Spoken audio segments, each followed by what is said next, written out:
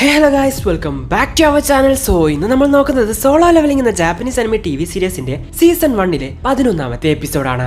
ഇനി ഒരു എപ്പിസോഡ് കൂടിയേ ബാക്കിയുള്ളൂ. അത് കഴിഞ്ഞ് സീസൺ 1 അവസാനിച്ചു. അടുത്തത് നമ്മൾ ഏത് ആനിമയാണ് ചെയ്യേണ്ടതെന്ന് തീർച്ചയായിട്ടും താഴെ ഒന്ന് കമന്റ് ചെയ്യുക. അപ്പോട്ട് സമയങ്ങളാതെ നേരെ എപ്പിസോഡിലോട്ട് പോകാം.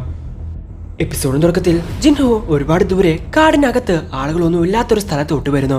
ഇതിനു മുൻപ് ജോബ് ചേഞ്ചിങ് കോസ്റ്റ് എന്ന് പറഞ്ഞ ഒരു നോട്ടിഫിക്കേഷൻ വന്നിട്ടുണ്ടായിരുന്നു. സോ അത് ചെയ്യാൻ വേണ്ടിയിട്ടാണ് ഇപ്പൊ ഇവൻ ഇങ്ങോട്ട് വന്നിട്ടുള്ളത്.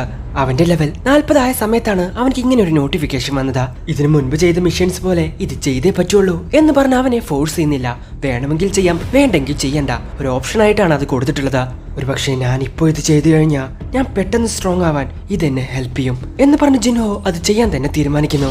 പെട്ടെന്ന് വലിയൊരു ശബ്ദത്തിൽ അവിടെ ഒരു പോർട്ടൽ ഓപ്പൺ ആവുകയാണ്. സോ അപ്പോഴാണ് അവനൊരു കാര്യം ഓർമ്മ വരുന്നത്. അയ്യോ, ഞാൻ എന്റെ ഡെയിലി കിഡ്സ് കംപ്ലീറ്റ് ചെയ്യാൻ മറന്നുപോയല്ലോ. ഇനി എന്തായാലും ഇത് കംപ്ലീറ്റ് ചെയ്തിട്ട് അത് ചെയ്യാം എന്ന് പറഞ്ഞ് അവൻ അതിനകത്തോട്ട് പോകുന്നു. പിന്നീട് നമ്മൾ കാണുന്നത് യൂജിനെയോ അവന്റെ അച്ഛനെയോ ആണ്. അവരവിടെ ഫുഡ് കഴിച്ചുകൊണ്ടിരിക്കുന്ന സമയത്ത് യൂജിയുടെ ചേട്ടൻ അങ്ങോട്ട് വരുന്നു. കുറെ കാലത്തിന് ശേഷം തന്റെ അനിയനെ കണ്ട ചേട്ടൻ എന്തൊക്കെയുണ്ട് മൈ ബോയ്, സുഖം തന്നെയല്ലേ എന്ന് ചോദിക്കുന്നു. ഇതിനു മുൻപ് പോയ ഡഞ്ചൻ പോലെയല്ല, ഇത് കുറെ അധികം വ്യത്യാസം ഉണ്ടല്ലോ എന്ന് പറഞ്ഞ് നോക്കിക്കൊണ്ട് നടക്കുവാണ് ജിൻഹോ. പെട്ടെന്നാണ് അവന് മുമ്പിലോട്ടൊരു നോട്ടിഫിക്കേഷൻ വരുന്നത്. ഈ ഡഞ്ചന്റെ അകത്ത് പോയിസണും ഫുൾ റിക്കവറിയും യൂസ് ചെയ്യാൻ പാടില്ല. ഓ, അപ്പൊ ഞാൻ വിചാരിച്ച പോലെ ഇത് കുറച്ച് പണിയുള്ള കാര്യമാണ്. പെട്ടെന്ന് അവന്റെ മുൻപിൽ എന്തോ നടന്നു വരുന്ന ശബ്ദം കേൾക്കുന്നു.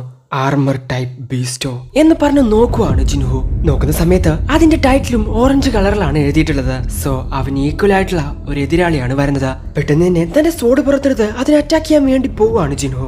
പക്ഷേ അതൊരു ആർമർ ബീസ്റ്റ് ആയതുകൊണ്ട് തന്നെ അവന്റെ സോഡ് ഉപയോഗിച്ച് അതിനെ അറ്റാക്ക് ചെയ്യാൻ വേണ്ടി സാധിക്കുന്നില്ല. ഇതിനു മുൻപും വളരെ കട്ടിയേറിയ ആർമറുകളുള്ള ബീസ്റ്റിനെ ഞാൻ കൊന്നിട്ടുണ്ട് എന്ന് പറഞ്ഞ് അവന്റെ വെറും കഴിവ് ഉപയോഗിച്ച് അതിന്റെ തല അങ്ങ് പറിച്ചെടുക്കുന്നു. സോ സോഡ് ഉപയോഗിച്ച് അറ്റാക്ക് ചെയ്യാൻ പറ്റാത്ത ഒന്നിനെ വെറും കൈ ഉപയോഗിച്ച് അവൻ ഇല്ലാതാക്കിയിരിക്കുന്നു. ഓ, ആവശ്യമില്ലാത്തൊരു ഫേറ്റൽ സ്ട്രൈക്ക് വേസ്റ്റ് ചെയ്തു. എനിക്കാണെങ്കിൽ പോയിസൺസോ ഫുള്ളി റിക്കവറി യൂസ് ചെയ്യാനും പറ്റില്ല. ഓ, അതൊന്നും ഇവന്മാർക്ക് അറിയണ്ടല്ലോ എന്ന് പറഞ്ഞ് ജിൻഹോ നോക്കുവാണ്. അപ്പോഴാണ് ഒരുപാട് ആർമർ ബീസ്റ്റ് അവന് നേരെ വരുന്നത്. എന്ത് പറ്റി യൂജി, എന്താ ഒന്നും കഴിക്കാത്തെ എന്ന് യൂജിയോട് യൂജിയുടെ അച്ഛൻ ചോദിക്കുന്നു. ഒന്നുമില്ല, ഞാൻ കഴിച്ചോളാം എന്ന് യൂജിയും പറയുന്നു. 2 സ്ട്രോങ് ഹണ്ടേഴ്സ് നിന്റെ ഓഫേഴ്സ് ഡിക്ലൈം ചെയ്തു എന്നാണല്ലോ ഞാൻ കേട്ടെ. ഇവിടെയുള്ള ഹണ്ടേഴ്സിനോട് ഞാൻ സംസാരിച്ചതാ, അത് ശരിയാണ്. മറ്റു രാജ്യങ്ങളിലെ ഹെസ്ട്രങ് ഹണ്ടേഴ്സിനോട് ഞാൻ സംസാരിച്ചിട്ടുണ്ട്. അവരുടെ കണ്ടീഷൻസിന് ഓക്കെ പറഞ്ഞു കഴിഞ്ഞാൽ അവരിപ്പോ നമ്മുടെ കയ്യിലിരിക്കും എന്ന് യൂജിയുടെ ചേട്ടൻ പറയുന്നു. എന്ത്, പുറത്തുനിന്നും ആളെ ഇറക്കുന്നോ എന്ന് പറഞ്ഞ് ചിന്തിക്കുവാണ് യൂജി. അതൊക്കെ പോട്ടെ, നീ എന്തോ സീക്രട്ട് ആയിട്ടുള്ള റെയ്ഡ്സും കാര്യങ്ങളൊക്കെ ചെയ്യുന്നുണ്ടെന്ന് ഞാൻ അറിഞ്ഞല്ലോ. അതെന്തെങ്കിലും ആവട്ടെ, അതിനെപ്പറ്റി ഞാൻ ചോദിക്കുന്നില്ല. പക്ഷേ എന്റെ വഴിയിലോട്ട് കുറുക്കെ ചാടരുത് എന്നവന്റെ ചേട്ടൻ ഡയറക്റ്റ് ആയിട്ട് അവനോട് പറയുന്നു. ബോസിനെ പറ്റി ചേട്ടന് അറിയില്ല. എന്റെ സൈഡിലുള്ള ആൾക്ക് എത്ര പവർ ഉണ്ടെന്ന് അറിയോ ചേട്ടന് എന്ന് ചിന്തിക്കുവാണ് യൂജി. ഇതേ സമയം ജിൻവോ ഒരുപാട് ആർമർ ബീസ്റ്റിന്റെ കൂടെ ഫൈറ്റ് ചെയ്തുകൊണ്ടിരിക്കുവാണ്. പെട്ടെന്ന് ഒരു അസാസി അങ്ങോട്ട് വരുന്നു. പെട്ടെന്ന് തന്നെ ജിൻവോ അതിനെ അറ്റാക്ക് ചെയ്യുന്നു. സെൽഫ് സ്കിൽ യൂസ് ചെയ്യുന്ന അസാസിനോ പെട്ടെന്ന് ഒരു മൈറ്റ്സ് അങ്ങോട്ട് വരുവാണ്. ലൈറ്റ് മേജിക്കും അത് യൂസ് ചെയ്യുന്നുണ്ട്. സ്റ്റെൽത്ത് സ്കില്ലും ലൈറ്റ് മേജിക്കും. എന്താ ഇവിടെ നടക്കുന്നേ? സോ അവിടെ നടക്കുന്നത് കണ്ടിട്ട് ഇതിനു മുൻപ് അവൻ ഫൈറ്റ് ചെയ്ത എല്ലാ കാര്യങ്ങളും അവന് ഓർമ്മ വരുന്നു. അവൻ വിചാരിച്ചതിനേക്കാൾ ഈ ക്വസ്റ്റ് വളരെയധികം ടഫാണ്.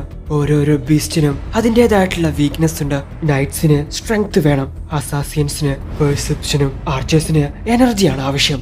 ആവശ്യമുള്ള സ്ട്രെങ്ത് ഇല്ലെങ്കിൽ നൈറ്റ്സിനെ തോൽപ്പിക്കാനാവില്ല. പെർസെപ്ഷൻ കുറവാണെങ്കിൽ അസാസിയൻസിനെ കാണാൻ പോലും സാധിക്കില്ല. പക്ഷെ ഇപ്പോൾ പ്രശ്നം ഈ മേജേഴ്സ് ആണ്. എനിക്ക് തോന്നുന്നു ഇവരുടെ വീക്ക്നെസ് ഇന്റലിജൻസ് ആണെന്ന്.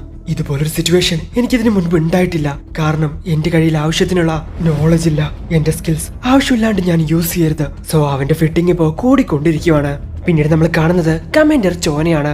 എസ് റാങ്ക് ഹണ്ടേഴ്സിനെ എല്ലാവരെയും കൂട്ടി ഒരു ടീമാക്കി ആ ജീജു ഐലാൻഡിലോട്ട് പോകാൻ വേണ്ടി തയ്യാറെടുക്കുവാണ് അവർ.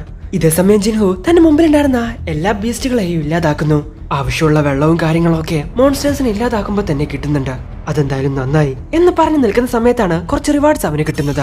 ആർമറും ഗോൾഡ് കോയിൻസും. എന്ത്, high rank night just Plato? ഇതുപോലെ ഒന്നും ഞാൻ യൂസ് ചെയ്തിട്ടില്ലല്ലോ എന്ന് പറഞ്ഞ് അത് അവൻ എടുത്തിടുന്നു. അപ്പോഴാണ് അത് ഇൻവിസിബിൾ ആവുന്നത്. അവന്റെ രൂപത്തിൽ വ്യത്യാസമൊന്നും വരില്ല എന്ന് മനസ്സിലാക്കി അവന് സന്തോഷാവുന്നു. ആരും എന്നെ വിചിത്രമായിട്ട് നോക്കാൻ പോകുന്നില്ല.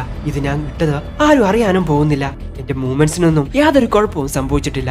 സോ വളരെ നല്ല കാര്യമായതാ. ജിൻഹോ ഇപ്പോൾ റിക്കവർ ആയതുകൊണ്ട് തന്നെ അവൻ അടുത്ത സ്റ്റേജിലോട്ട് പോവാണ്. അവിടെ ചെന്ന് നോക്കുമ്പോൾ വലിയൊരു ഡോറാണ് അവൻ കാണുന്നത്. ഇതുവരെ നടന്നതൊക്കെ വെച്ച് നോക്കുമ്പോൾ ഇതിനകത്ത് എന്നെ കാത്തിരിക്കുന്നത് എന്തോ വലുതാണ്. പക്ഷേ ഇങ്ങനെ ഒരു ക്വസ്റ്റ്യൻ എനിക്ക് വന്നിട്ടുണ്ടെങ്കിൽ തീർച്ചയായിട്ടും ഇതെന്നെ കൊണ്ട് ചെയ്യാൻ സാധിക്കും എന്ന് പറഞ്ഞ് അവൻ ആ ഡോറ് തുറക്കുവാണ്. തുറന്നുടനെ തന്നെ വലിയ രീതിയിൽ ഒരു കാറ്റ് പുറത്തോട്ടടിക്കുന്നു. അതിന്റെ പവർ കണ്ടപ്പോ തന്നെ അകത്ത് എന്തോ വലുതുണ്ടെന്ന് അവന് മനസ്സിലാവുന്നു. അത് തുറന്നു നോക്കിയ ജിൻഹു കാണുന്നത് ഒരു ത്രോണാണ്. പെട്ടെന്ന് ആരോ നടക്കുന്നത് പോലെ ഒരു വലിയ ശബ്ദം കേൾക്കുന്നു. ഇതിനു മുൻപും ഇതുപോലൊരു ത്രോണും നടക്കുന്ന ശബ്ദവും അവൻ കേട്ടിട്ടുണ്ട്. അതെ, ആ ഡബിൾ ഡെൻസിന്റെ അകത്തു നിന്നും പെട്ടെന്ന് അവിടെ ഉണ്ടായിരുന്ന ഒരു തൂണിന് പുറകിൽ നിന്നും റെഡ് കളറുള്ള ഒരു ആർമർ ബീസ്റ്റ് അങ്ങോട്ട് വരുന്നു. നൈറ്റ് കമാൻഡർ ഇഗ്രീസ് എന്ന് റെഡ് കളറിൽ എഴുതി കാണിക്കുന്നു. സോ തന്നെക്കാൾ പവർഫുൾ ആയിട്ടുള്ള ഒരാളാണ് തന്റെ മുമ്പിൽ നിൽക്കുന്നതെന്ന് ജിൻഹുവിന് മനസ്സിലാവുന്നു. പെട്ടെന്നാണ് ആ നൈറ്റ് അവനെ അറ്റാക്ക് ചെയ്യാൻ വേണ്ടി വരുന്നത്. ഒരു ക്യാരറ്റ് മുറിക്കുന്ന ലാഘവത്തോടെ ഒരു തൂൺ അങ്ങ് മുറിച്ചു കളയുന്നു. ജിൻഹുവിന്റെ സ്ട്രെങ്തിനേക്കാൾ എത്രയോ മടങ്ങ് സ്ട്രെങ്ത് ആ നൈറ്റിനുണ്ടെന്നുള്ള കാര്യം അവന് മനസ്സിലാവുന്നു. ഇത്രയും വെയിറ്റുള്ള ഈ ആർമർ ഇട്ടിട്ടും അവൻ എങ്ങനെ എത്രയും സിമ്പിൾ ആയിട്ട് മൂവ് ചെയ്യുന്നേ എന്ന് പറഞ്ഞ ജിൻഹു അവനെ അറ്റാക്ക് ചെയ്യാൻ വേണ്ടി പോകുന്നു. എന്നാൽ അവന്റെ ആർമറിന് ഒരു പോറൽ പോലും എടുത്താൻ അവനെ കൊണ്ട് സാധിക്കുന്നില്ല. ഞങ്ങളുടെ രണ്ടുപേരുടെയും സ്പീഡ് ഇപ്പോൾ ഈക്വൽ ആയിട്ടാണുള്ളത്. പക്ഷെ എന്നേക്കാൾ അവൻ പവർഫുൾ ആണ്. ആ കവചം ഉള്ളത് കൊണ്ട് എന്നെ കൊണ്ട് അവനെ തൊടാനും സാധിക്കുന്നില്ല. ഞാൻ വിചാരിച്ചതിനേക്കാൾ ഇവൻ ഒരുപാടധികം ഡേഞ്ചറസ് ആണ്. എന്നാലും വെപ്പൺ ഇല്ലാതെ ഒന്ന് ട്രൈ ചെയ്ത് നോക്കാം. സോ ജിൻഹു അവന്റെ വെപ്പൺ മാറ്റി വെച്ചത് കണ്ട് ആ നൈറ്റും അതിന്റെ വെപ്പൺസ് എല്ലാം തന്നെ മാറ്റിവെക്കുന്നു. അവന്റെ ആർമറിനെയും സ്പീഡിനെയും കടന്ന് എനിക്ക് പോകണമെങ്കിൽ ഞാൻ എന്റെ സ്പീഡ് ഇൻക്രീസ് ചെയ്തേ പറ്റൂ. സോ ഒരു ഫൈറ്റിന് തന്നെ തയ്യാറെടുക്കുന്ന ആ നൈറ്റിനെ കണ്ട് നീ വിചാരിക്കുന്നത് പോലെ ഇതത്ര സിമ്പിൾ ആയിരിക്കില്ല എന്ന് പറയുവാണ് ജിൻഹു. പിന്നീട് നമ്മൾ കാണുന്നത് ചെയർമാൻ ഗോനയാണ്. തന്റെ പെൻഡിങ് വർക്ക് എല്ലാം കംപ്ലീറ്റ് ചെയ്തുകൊണ്ടിരിക്കുന്ന സമയത്ത് അങ്ങോട്ട് ജിൻജൽ വരുന്നു. ജിൻജലിനോട് സംസാരിച്ചുകൊണ്ടിരിക്കുന്ന സമയത്താണ് ഫോണിലോട്ട് ആരോ വിളിക്കുന്നത്. ഞാൻ ഇവിടെ തന്നെയുണ്ട്, നിങ്ങൾ പുറപ്പെടാൻ പോവാണോ എന്ന് ചെയർമാൻ ഗോ ചോദിക്കുന്നു. യെസ് സാർ, ഞാൻ വിളിച്ചത് ഒരു നന്ദി പറയാനാ. ഈ ഓപ്പറേഷൻ നിങ്ങൾ അപ്രൂവ് ചെയ്തതിന് ഒരുപാടധികം നന്ദിയുണ്ട്. ഇത് കാരണം നിങ്ങൾ ഒരുപാട് പേര് വിമർശിക്കുമെന്നുള്ള കാര്യം നിങ്ങൾക്ക് അറിയാമല്ലോ അല്ലേ? ഞാൻ എല്ലാത്തിനും റെഡി ആയിട്ടായിരിക്കുന്നേ. അങ്ങോട്ട് പോകുമ്പോ നിങ്ങൾ കെയർഫുൾ ആയിട്ടിരിക്കണം, കാരണം ആ ഐലാൻഡ് വളരെയധികം ഡേഞ്ചറസ് ആണ് എന്ന് ചെയർമാൻ ഗോ പറയുന്നു. അതെനിക്ക് നന്നായിട്ട് അറിയാം. എനിമി എങ്ങനെ റെസ്പോണ്ട് ചെയ്യുന്നതാണ് നമ്മൾ നോക്കേണ്ടത്. ജീജു ഐലാൻഡിലോട്ട് പോയ ആ മൂന്നാമത്തെ റൈഡ് അതിപ്പോഴും അവസാനിച്ചിട്ടില്ല എന്ന് കമാൻഡർ ചോയും പറയുന്നു. ഇതേസമയം ആ നൈറ്റ് തന്റെ സ്വോർഡ് താഴെ വെച്ച് ജിൻഹുവിന് നേരെ പോകുന്നു. ഒന്ന് ശ്വാസം വിടാൻ പോലും സമയം കൊടുക്കാതെ അവനെ വാരിക്കോരി അടിച്ചുകൊണ്ടിരിക്കുവാണ്. അവന്റെ കയ്യിന് നല്ല രീതിക്ക് പരിക്ക് പറ്റുന്നുണ്ട്. എന്തായാലും നന്നായി ഞാൻ ആ ആർമർ ഇട്ടത്. എല്ലായിരുന്നെങ്കിൽ ഈ കൈ ഇപ്പൊ ഇവിടെ കാണില്ലായിരുന്നു എന്ന് പറയുവാണ് ജിൻഹു. എന്റെ സ്കില്ല് യൂസ് ചെയ്യാനുള്ള സമയമായി എന്ന് പറഞ്ഞ് ജിൻഹു ഡാഷ് സ്കിൽ യൂസ് ചെയ്യുന്നു. വളരെ സ്പീഡിൽ പോയി ആ നൈറ്റിനെ അറ്റാക്ക് ചെയ്യുന്നു. എന്നാലും വളരെ സിമ്പിൾ ആയിട്ട് ആ നൈറ്റ് അതെല്ലാം തന്നെ തടുക്കുന്നു.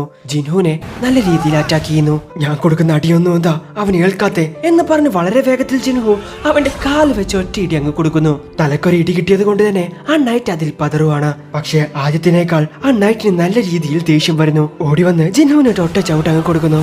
ചുമരിലോട്ട് തെറിച്ചു വീണ ജിൻഹുവിനെ ആ ചുമരിലൊക്കെ വെച്ച് തേച്ച് അവനെടുത്ത് ഒറ്റ എറിയുന്നു. തെറിച്ചുപോയ ജിൻഹു ആ ത്രോണിൽ ചെന്ന് വീഴുവാണ്. അടികൊണ്ട ജിൻഹു ഒരുപാടധികം ക്ഷീണിച്ചു. സോ അവന്റെ അടുത്തോട്ട് ഇപ്പൊ നൈറ്റ് നടന്നു വരുന്നു. പിന്നീട് നമ്മൾ കാണുന്നത് ജീനേനെയാണ്. ജിൻഹുവിന് കഴിക്കാനുള്ള ഫുഡെല്ലാം തന്നെ ടേബിളിൽ വെച്ച് അവൾ പഠിക്കാൻ വേണ്ടി പോകുന്നു. ഹോസ്പിറ്റലിൽ കിടക്കുന്ന അവന്റെ അമ്മയെയും കാണുന്നുണ്ട്. എന്ന് ഇവിടെ ആ നൈറ്റ് ആണെങ്കിൽ ജിൻഹുവിനെ കൊല്ലാൻ വേണ്ടി അവന്റെ സോഡ് എടുക്കുന്നു. ജിൻഹുവിനെ ഇപ്പൊ കൊല്ലൂടാന്നും പറഞ്ഞ് നിൽക്കുന്ന സമയത്ത് ഞാൻ ഇനിയും തോറ്റിട്ടില്ലടാ എന്ന് പറഞ്ഞ ആ ഡാഗർ അവൻ എടുക്കുന്നു. സോ നൈറ്റിന്റെ കണ്ണിനിട്ട് ഒറ്റ കുത്ത് അങ്ങ് കൊടുക്കുവാണ്. വളരെ വേഗത്തിൽ ജിൻഹു അവനെ പുറകിലോട്ട് കൊണ്ടുപോകുന്നു. ഇതിനോടകം ആ ഡാഗർ കയ്യിലാക്കിയ നൈറ്റ് അത് വെച്ച് അവനെ അറ്റാക്ക് ചെയ്യാൻ വേണ്ടി ശ്രമിക്കുന്നു.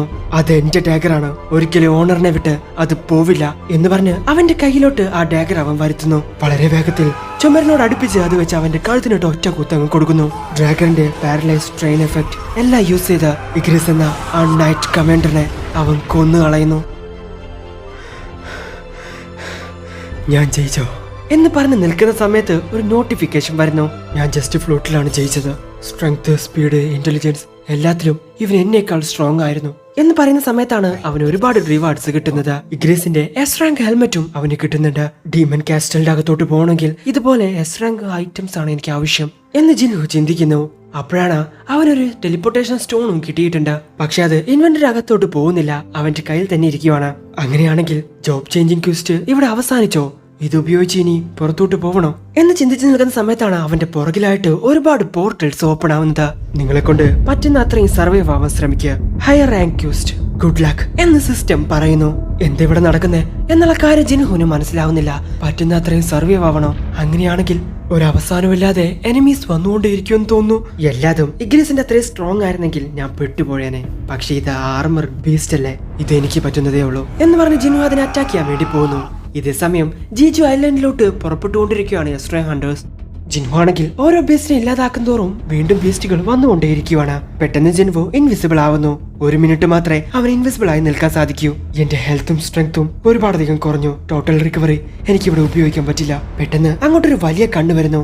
അവന്റെ സ്ട്രെങ്ത് സ്കിൽ പെട്ടെന്ന് ഡീആക്ടിവേറ്റ് ആവുന്നു. സോ അവരെ ഇല്ലാതാക്കുന്നത് ജിൻഹോന് വലിയ കാര്യമല്ല. പക്ഷെ അവന്റെ ഹെൽത്തും സ്ട്രെങ്ത്തും വളരെയധികം കുറവാണ്. ഒരുപാട് ബീസ്റ്റ് വരുന്നത് കൊണ്ട് തന്നെ അവന് കണ്ടിന്യൂസ് ആയിട്ട് പിടിച്ചു നിൽക്കാൻ സാധിക്കില്ല. ഇത്രയും ഞാൻ സർവൈവ് ആയി. പക്ഷെ ഇനിയും 5 മിനിറ്റ് ഉണ്ട്. എന്നെ കൊണ്ട് പിടിച്ചു നിൽക്കാൻ പറ്റില്ല. ഇത് ഉപയോഗിക്കേണ്ട സമയം വന്നു എന്ന് പറഞ്ഞ അവൻ ടെലിപ്പോർട്ടേഷൻ സ്റ്റോൺ എടുത്ത് രക്ഷപ്പെടാൻ വേണ്ടി ശ്രമിക്കുന്നു. പെട്ടെന്ന് അങ്ങോട്ട് വന്നൊരു ബീസ്റ്റ് അവനെ അറ്റാക്ക് ചെയ്യുന്നു. ആ ടെലിപ്പോർട്ടേഷൻ സ്റ്റോൺ അവന്റെ കയ്യിൽ നിന്ന് തെറിച്ചു പോകുന്നു. സോ അവിടെ ഉണ്ടായിരുന്ന എല്ലാ ബീസ്റ്റും ഒരുമിച്ച് വന്ന് അവനെ അറ്റാക്ക് ചെയ്യാൻ വേണ്ടി ശ്രമിക്കുന്നു. എന്ത് ചെയ്യണമെന്നറിയാതെ അന്തം വിട്ട് നിൽക്കുന്ന ജിൻഹുവിനെ കാണിച്ചിട്ടാണ് ഈ എപ്പിസോഡ് അവസാനിക്കുന്നത്. സോ എപ്പോഴൊക്കെ ടെലിപ്പോർട്ടേഷൻ സ്റ്റോൺ ഉപയോഗിച്ച് രക്ഷപ്പെടാൻ ശ്രമിക്കുന്നു അപ്പോഴൊക്കെ അത് അവന്റെ കയ്യിൽ നിന്ന് നഷ്ടപ്പെടും. സോ ഇനി അവൻ എങ്ങനെ അവിടെ നിന്ന് രക്ഷപ്പെടും? എന്തായാലും നിങ്ങൾക്ക് ഇവിടെ ഇഷ്ടപ്പെടുന്ന ലൈക്ക് ചെയ്യുക, ഷെയർ ചെയ്യുക, സബ്സ്ക്രൈബ് ചെയ്യുക, തുടർന്നുള്ള ബെൽ ഐക്കൺ എനേബിൾ ചെയ്യുക. അടുത്ത എപ്പിസോഡ് അടുത്ത ദിവസം വരെ. അതുവരേക്കും ബൈ.